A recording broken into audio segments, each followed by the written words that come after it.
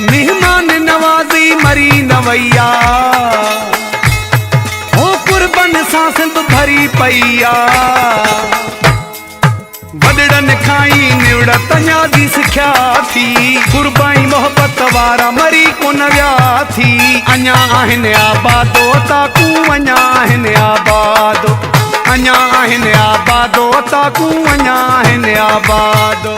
जी बिल्कुल, जशन बहार जे आमद जे सिलसिले में हाजी नियाज़ हुसैन सरेवाल तरफ़ां ॻोठ अली खान सरेवाल में हिकु प्रोवकार सकाफ़ती मच कचहरी कोठाई वई। सकाफ़ती मच कचहरी जी सदारत सैयद गुलाम हैदर शाह उर्फ हैदरी शाह कई। मुनक़िद सकाफ़ती मच कचहरी में मौजूद मेहमाननि तौर रिटायर्ड डीसी गंवर खान लिगारी, सैयद मुनवर अली शाह, सैयद गुलाम मोहम्मद शाह, गुल वसाण, इकबाल उनड़, अयाज़ मंगी समेत ॿियनि मेहमाननि ऐं अदीबनि शाइरनि पिणु समझ तइदाद में शिरकत कई। प्रोग्राम जे शुरूआत में हाजी नियाज़ हुसैन सिरेवाल आयल मेहमाननि खे आजियाणो पेश कयो। उन मौक़े ते सैयद गुलाम हैदर शाह हैदरी ॻाल्हाईंदे चयो त सिंध धरती अमुन प्यार ऐं मोहबतुनि जी धरती रहण सां गॾु महिमान नवाज़ पिणु रही आहे। हिन धरती ते रब पाक इंसान पैदा कयो आहे त उन में इंसानियत हुजण बि लाज़मी आहे। सिंध हमेशा इंतहा पसंदी खे रद्द कयो आहे। हिन वक़्तु इंसाननि मां इंसानियत जेका आहे उहा ख़तम थींदी पई वञे। इंसान हाणे पैसनि जी लालच में अची रत जा रिश्ता बि दाव ते लॻाए छॾींदा आहिनि। साइंस ऐं इस्लाम भली पंहिंजो कमु कनि, पर असांखे पंहिंजी तारीख़ ऐं सकाफ़त खे विसारणु न घुर्जे। ही समझ तइदाद में आयल माण्हू हिक ॿिए खे ॿुधण ऐं मोहबतूं वंडण लाइ गॾु थिया आहिनि। ही मच कचहरियूं पंहिंजी तहज़ीब ऐं सकाफ़त खे यादि करण लाइ रखियूं वञनि थियूं